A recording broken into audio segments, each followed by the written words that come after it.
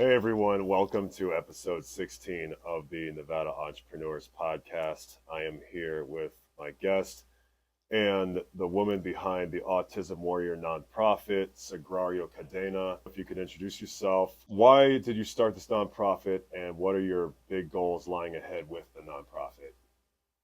Thank you so much for having me, Dylan. I love this opportunity just to be able to share and be able to do community together.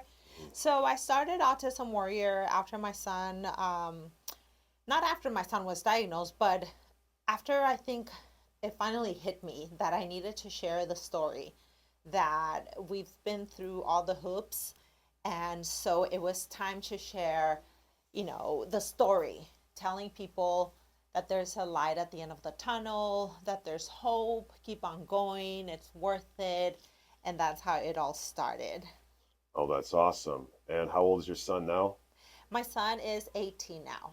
My son is Awesome. 18, and so he's a young adult. We're in a different season because now he's transitioning to college. Mm, So it's a different type of fear, you could say, for a mom.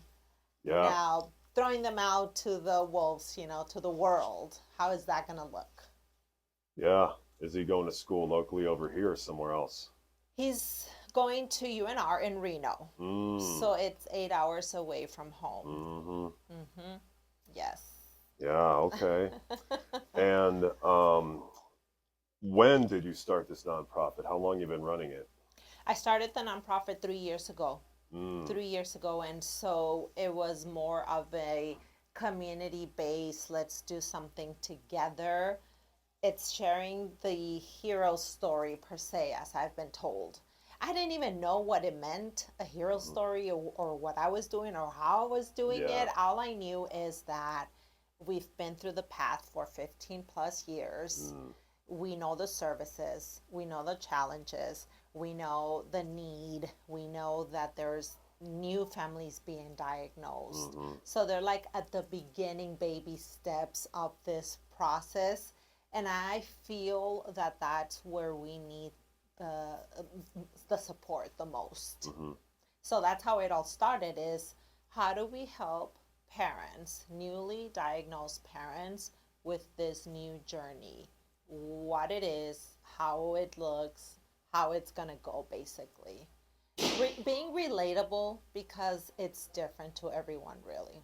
I had her on today because also she's going to be speaking a little bit about this nonprofit at our upcoming Autism Awareness Night event on April 15th. And the reason for this event also is because I was diagnosed at 4 years old with it, had a long, difficult recovery process. My mother will be speaking at this event with me. And so now we've got two mothers of neurodivergent children in the room. It's going to be an educational event to help a lot of people who don't understand this and how people who deal with this in their families grow up with it. So, um, yeah, so Autism Warrior, you've had it for 3 years. Your son's 18. What would you say are your most proud accomplishments of running the Autism Warrior nonprofit? May I just go back to the invitation part, Dylan, really quick? Because Hmm. you brought up a point that you didn't even realize. Okay. Us coming out to the open, Hmm. sharing our story, Yeah. being bold about it because it's Yeah. personal at the end of the Yeah. day. Hmm. And my son doesn't want to know anything about Autism Warrior. He doesn't want to be the Mm. face. He doesn't want to be identified as the Autism Warrior. But I always tell my son the part that you're saying, when we are diagnosed and when our children are younger and hyper and they don't know how to behave, because now Mm. as adults we've learned to comply with society, we Mm. know how to handle ourselves and be calm, right? Have Yeah. those executive functioning skills. Those are long words. But what Hmm. I'm saying with that is when the parents are newly diagnosed, they are isolated. We stay Mm. away from the public. So come on Mm. out because this is a safe community, a safe space where you're not going to be judged about Nope. asking questions, Hmm. about talking to me, to Dylan. Hmm. Perhaps my adult children are going to be present because my teenage son has a challenge right now. One day we'll get there, Dylan. You're my hero Well, right thank you. now. Appreciate One it. day to be my son, to be you, be Oh, bold I about appreciate it. that. And so, encouraging you, come on out, Yeah, please. come on out of the closet in this sense that it's okay to be scared and have questions. Oh yeah. And for those that cannot make it, what is the Autism Warrior link to have them donate to if they want to support? Autism Warrior, we have social media, and we're in the process. That would be one of the next steps we want to do, where we have so many projects that we're working on. And so the link is coming up soon. For sure, you guys are going to Okay. be in the know about Yeah. that link. Well, I appreciate that Velvet Vine Wine, shout out to them. The new spot downtown has offered 15% of all food and drink tabs at this event to also go to her nonprofit on top of our $5 per ticket. So we're going to be really raising some good money for these neurodivergent children Yes. and their families and everything you do for their families. Thank you. So And appreciate you. for the moms, let's Yes. not forget the moms. We want to Oh be no, that's what I able, mean. The families. That's part of the yes. family. Yeah, absolutely. Families, yes, moms, number one. What were your biggest accomplishments in running this nonprofit so far to date? Like, if you had a top two or three. The one thing I was mentioning earlier, just Mm. coming out, just being bold about it. It's been challenging to open up about your personal life. Mm-hmm. Yeah. And it's challenging. Sometimes you're not in the mood. You're going through mental situations, wellness. And so sometimes pushing yourself, and I always tell my son this, do you want to be an ordinary person or an extraordinary person? Mm. And he would challenge me a lot of the times when taking pictures and videos about our stories. And he would say, why do we need to do this? The number one thing we've overcome is accepting, Mm. embracing our reality. Mm-hmm. Through this journey of Autism Warrior, is that I've been kind of shedding those layers about it's okay, there's nothing wrong with us. Mm-hmm. There's nothing wrong with my son. This is the journey we were at, the assignment we were given. So it might not seem like a lot, but again, just embracing our reality that it might not change overnight Mm. or in the future. Again, like yourself, you're an adult, you're on the spectrum, or we're on the spectrum, but you're independent. Yeah. That's a very low percentage of the stories out there. Mm. And my son's age, the 18, the transition from out of high school and the school system, the programs really available to them, is where there's a lot of gaps. There's a lot of gaps. And so this is another crucial season, and it is to be continued. So we've met a lot of the milestones and we've come a long ways. But I have to remind myself, we still have a little more to Yeah. go. We still have a little more to go. Well, you gotta remember, he's only like 18. He's not in his mid-30s yet or anything like that. Exactly. So Yeah. we'll be having a different conversation in years Yeah. to come. I mean, I was gonna ask if you wanted to bring him to speak, but if he doesn't want to share about it, that's okay too. No big deal. Not yet. I'm hoping that's now that he's out in the world by himself and that he really learns to navigate life on his own. I'm hoping a lot of like the life realities hit him and be like, oh, Yeah. okay, yeah, I do see neurodivergency. Now there's the terminology, the umbrella of being a neurodivergent. It could be dyslexia, ADHD, it could be autism, it could be developmental delays. So, in different ways, fashion, or form, he's going to meet other people that's going to hopefully help him understand, this is not the worst thing that could happen, or do I really want to be known as this young adult Yeah. navigating the autism world? Well, and there you go. I mean, you said he's living almost 500 miles away, so that's going to be a good test for him going to UNR and being on the other side of the state. Mm-hmm. Yeah, for really 3 months at a time. Exactly. Yeah, semester, take a break, come back, and then go back to another semester. They don't teach them a lot of things. Yes, Yeah. exactly. And again, just like we've done in the past 15 years, Hmm. community is essential. Yeah, it is. Community, Hmm. and I'm telling him, go out to the community, know your resources, know what's out there, what community, who do I hang out with, who do I go to, who do I ask questions to, because community is essential. We need to Yeah. get involved. Yeah, no, it definitely helps when more people are taking the reins and really everybody does their own thing to take action as a collective for sure. Exactly. Um, and I mean, unfortunately, too, the statistics on autism keep increasing. It used to be like one in every several thousand. Now it's like one in every 30. That's insane. Um, yeah, I mean, there's various, I would say, environmental and medical reasons for that too, unfortunately. I mean, you didn't hear about this back in like the 1700s. Mm. Unfortunately, it's like, you know, these these things cause diseases, disabilities. I mean, autism is just one of them. I know there's like numerous other types of issues that people will have, and it can really mess them up. So we just got to be grateful that we didn't end up like that. It can always be worse because it could have been worse for me. Thankfully, my mom caught things earlier than she could have. We just realized, okay.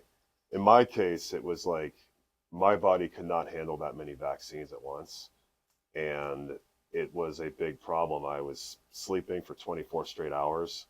I had a high fever. My cognitive abilities were temporarily shrinking back to where I couldn't really talk right. Yeah, I was becoming nonverbal, but then it took me to like 5 years old to start becoming verbal again. Yeah. That was pretty rough. But Yes.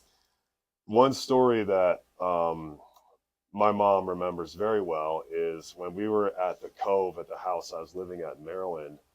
I fell in, I think I was 4, 5, or 6, and I just swam out. It was pretty cold out there, and my dad wasn't watching me. He just made that mistake, and my mom looked like she wanted to end his life right there. She was really angry. It's like, why weren't you watching our son? He fell off the pier, and this was after I got diagnosed, which is insane. Mm. So I had apparently some survivability instincts, but other things like my main problem was learning problems. Mm. So struggling to follow long lectures. I even struggled with note taking at the pace that the lecturers were talking in. Um, I had issues with reading comprehension, Mm. but I was to some degree always a visual learner. Mm. So like I couldn't really excel the way that other kids in my class could Mm-hmm. at those other things, Mm-hmm. but I was able to learn in other ways how to do other things by hand and by just doing them. So yeah, I'm a visual learner, so thankfully it didn't destroy all my abilities, but there's not everybody is that fortunate, I guess. Exactly. Yeah. And I believe also something that's very important is for the the extensive amount of attention we give to that special needs Mhm. child. Mhm. That's crucial. Mhm. It's difficult when you have other siblings or other children, and but again, to me, and my son has expressed in a way, he's like, you didn't raise me, the programs did, or the therapy Mm. did, you know? And In a way, but you still did raise him. exactly. Yeah. But, right now that's the way he's perceiving things. Mhm. And so my answer to that was, sure, certain percentage of that is true. But Yeah. in reality is we depended on the professionals. They know how to Mhm. deal with it. So Yeah. just like he was learning how to function, Mm-hmm. right? Learning how to use, like you said, my son was nonverbal too. Mm, My son was nonverbal, and he was like on diapers probably past 5, 6 years old mm, because he digressed, like you said. mm. So, just a little bit about the story. When he was a little baby, I remember, and I see pictures of him giving me eye contact, Mm, right? And then yeah. after the vaccines, like you said, all at the same time. Again, that was just my experience. I'm not a doctor. I'm not saying that that was the cause, but I did see how he digressed, and he was uh, non-compliant, and also he was in his own little world. He was nonverbal, he wasn't potty trained, so it was difficult, but it was crucial to be able to access the therapies and the programs that helped us help him, because really children still live with you 24/7, right? If they're gone Yeah. to school, they're gone for what, Yeah. 6 hours max. They're Yeah. still coming back, Oh yeah. so Yeah. They're still under your roof for they're still sure. under your roof. Yeah.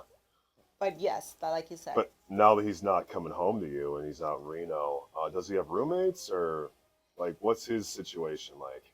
we're learning about that. We have orientation, and Mm, so he will have roommates. And I'm hearing a lot of negative experiences from other parents, from atypical young adults. mm-hmm. And so there's a high percentage of students that end up coming back. Mm. So now I'm gonna sit down and talk to him about it. You said you're gonna talk to him about it, and what else? I'm gonna talk to him about it because, like you said earlier, is one semester at a time to help him navigate and like feel like I'm on my own. I keep asking him, "Are you gonna be okay? Are you gonna be?" He's like, "Yeah, yeah, I'm gonna be okay." He has no idea. He Hmm. has no Well, you idea. you know how young adult males can be. They are like, no, I got it. Oh, I'm good because it's just how men are. They have too much pride. Exactly. Yeah, yeah. Exactly. That's just a fact. It's just they feel embarrassed to talk about the things women are willing to talk about. It's just how different the biological sexes are. It's different Yes. behaviors and how they're conditioned. So So I it's get why prepping. he's like that. Yes, yes, exactly. But like to your point, to answer the question is Yeah.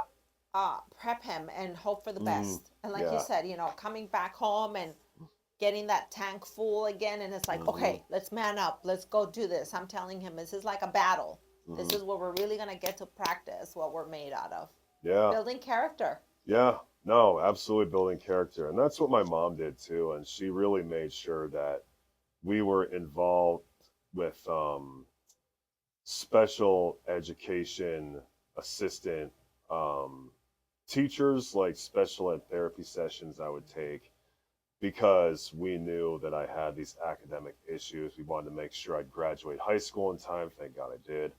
Um, and just okay, what do we need to do to fix Dylan's issues with his recovery from autism, and like where is he lagging behind? So I really give credit to some really good people that were, especially, I think it was more in middle school where I was like getting the better people, or early high school, but um, yeah, I remember some of these people's names by heart. It's been a long time, but they did a solid job, and just we so we got through that, and part of why my mom and I would have a lot of fights is because we were just frustrated by the whole system with my recovery, but also even at times we had incompetence from people that we were working with that just weren't doing their jobs right and weren't helping me the way I needed to be helped. That it's just a lot of misunderstandings, but no, we got through that, and yeah, the independence thing. I mean, it's just like I was able to thankfully grow out of it, and eating healthier was a big part of it. It Really? was, yeah, detoxing. Wow. So the body is always either getting toxified or it's detoxing, and it'll detox itself whether you want it to or not. So Like, if you're sick, that's really because it's trying to get that stuff it doesn't want in there out. I would get sick a lot as a kid, but we realized change up my diet and have more vegetables and, be easier on red meat and more on white meat. Mm-hmm. And really look out for any type of processed foods or sauces or anything like that. And it did make a big difference Wow. because that was during my puberty. So when I'm eating healthier during my puberty, I feel like that's where my biggest recovery came. Okay. Nutrition was the thing that fixed me. And that's what my mom's acknowledged too. We had to go like really be more careful because our Rosner diet, it wasn't just me, my sister too. We were like, the typical unhealthy breakfast every morning and just this unhealthy thing, that unhealthy thing, because we took it from a lot of my dad's family, but also just like on my mom's side and just learning about the typical American diet. It just, we had to like diverge away from that because that was ruining me. So that Wow. was toxifying me more. And then when I started to switch it up, that was actually helping me recover. So Mm. nutrition, proper nutrition is a must. And then, yeah, I was getting more exercise, doing various activities. One, letting out frustrations, but two, I could not go live my life being out of shape either. So Mm. um, we were physically getting the demons out while also mentally getting them out with the special education, things like that. Wow. So what my mom's going to share about is the things that I don't remember as well from before I was age 10, like in the 90s. Oh, okay. Yeah, yeah, but I remember more in the 2000s about what I was going through Oh, in the wow. last years of middle school and high school. Uh-huh. And then, yeah, being independent. So thankfully, my cognitive abilities got higher and higher from having better nutrition, better sleep quality, and better Mm. treatment of my body. Yes. But also, I got inspired by people like my grandparents. They're Mm. immigrants from Hungary Mm. who came to this country with really little to no money in their pocket. Mm-hmm. And they had to learn English on their own. Mm. They were fleeing communism because Wow. of the revolution, so they're refugees. Uh-huh. And they just are the epitome of hard work and dedication gets you the things that you want and need in life. So Yes. um, took inspiration from, yes, people like my mom, people like my dad, but really people like my grandparents. And Mm-hmm. they're the ones who worked the hardest in our family just because they had to go through that hardship. No disrespect to anybody else, but they Yes. had to go through that hardship of Yes. fleeing a country torn by communism Mm-hmm. and trying to make it in a country that they had no clue what the language was. They had to figure out English on their own. They didn't go to English classes. They Wow. just worked and were forced to learn on the job. Exactly. Yes. So yeah, they're pretty inspirational to me, and I credit a lot of other people too. It's like a whole. You know how they say it takes a village? Yes. Yeah, that's really what happened to me. My dad's friends, taught me things. My mom's friends did. Um, People that I went to. Other people in my family, having a lot of older cousins, like I was always curious about life lessons from people who came before me who could teach me things. So yeah, and then it also helped me choose my friends better That's and good. helped me. So yeah, that's the recovery story. It's like, you just gotta have the right people around you and you gotta believe in yourself. And then when everybody works together, like you said, community, that makes a big difference. So yeah, I'm now hosting multiple events a month and like bringing entrepreneur communities together Yes. because I've been an entrepreneur, solopreneur, entrepreneur for years. So now it's like, okay, let's make something bigger out of this and take what I've learned from other types of events. So really happy about that. Thank you But for what you do. Thank you because thank you you for being part go of this. north and Yeah, southern. yeah. You know what?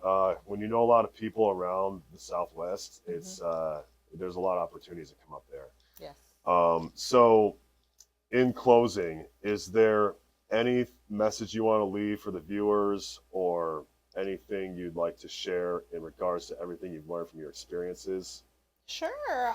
So I just want to say Autism Warrior for me is more of a movement, Dylan. Hmm. It's more because I'm bilingual, Yeah. I'm able to understand both cultures. Mm. And so I also see the deficits in the Mm, parents who are new to this country, don't understand mm, the resources available or how to navigate the system really. And that in itself, it's been very challenging. So it's a movement to encourage parents to become really good advocates. mm. Do not let the language barrier or the culture barrier, or if we're not entitled or we don't qualify for certain programs, there's nonprofits out there that will help you. And Mm, I say that because even my son being able to qualify for services, because of the insurance system, we didn't have services for 5 years. mm, So mom had to go knock at different other programs or resources. So I'm mm. saying that there is a way. When there's a will, there's a way. And I always say this to my son, we have to model the concept that there is a light at the end of the tunnel. And so that's what the movement is about, bringing hope, letting people know, like you guys. Now, I look up to you. I'm going to talk to Thank your you. mom. I have questions for your mom because I don't know it all, Yeah. right? This is Hmm. new to me and I'm super scared, to be honest with you. Like, I'm already Yeah. telling myself I'm going to be crying. And I said, no, you're not going to be crying. You're going to be proactive about it. Yeah. Yeah. Yeah. Because it's scary. Hmm. So I just want to say also to the families, yes, it is scary. Yes, it is embarrassing. Yes, it is an unknown future. But we just got to live one day at a time. That's what Yep. I would say. One day at a time, one Yep. semester at a time. Yeah. There you go. One semester for sure for him. And then you said the website link is being worked on. So, what Yes. are your social media links for people to support you and donate to Autism Warrior and things like that? Autism Warrior, we're on Facebook, we're on Instagram. I'm very visible Mm, because the nonprofit, which is Autism Warrior, right? We accept donations or in kind donations. mm, If you really want to find me, Dylan has my information. I'm available. I'm very open to the public. And so I am also looking for opportunities to speak mm-hmm, because that's my LLC. That's me as the keynote speaker. That's me as the mom that has the voice. mm-hmm. And so I can fund also the nonprofit. Well, you'll be speaking Wednesday, I will be speaking on Wednesday. sharing about this so everybody else that comes knows about it. Yes, And thank you.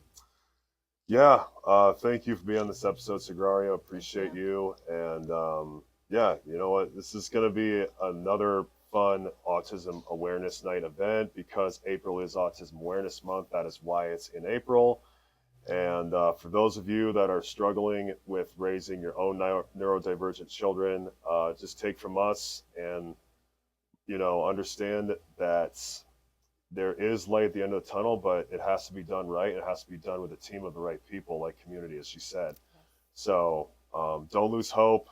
And if this podcast moved you at all, please like, subscribe, follow this YouTube channel for more entrepreneur stories and insights around the state of Nevada. And we'll see you soon. Thank you so much.